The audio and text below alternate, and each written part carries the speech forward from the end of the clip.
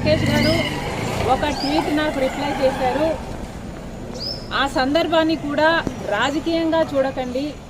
చంద్రబాబు గారికి ఒక Christmas cake మాత్రమే పంపడం జరిగింది. ఒక కేకే కదండి, ఆ కేక్ అంటే మేడం ఇప్పుడు మేడం ఈ చర్చ అంటే ఏంటంటే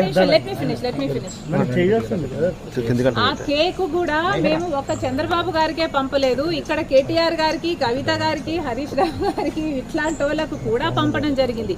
యాక్చువల్లీ ద బ్యాక్గ్రౌండ్ ఈస్ రాజకీయాలు అన్నది జీవితాలు కాదు, రాజకీయం అన్నది మా ప్రొఫెషన్. మేము ప్రజల కోసం చేస్తున్న ఒక సర్వీస్.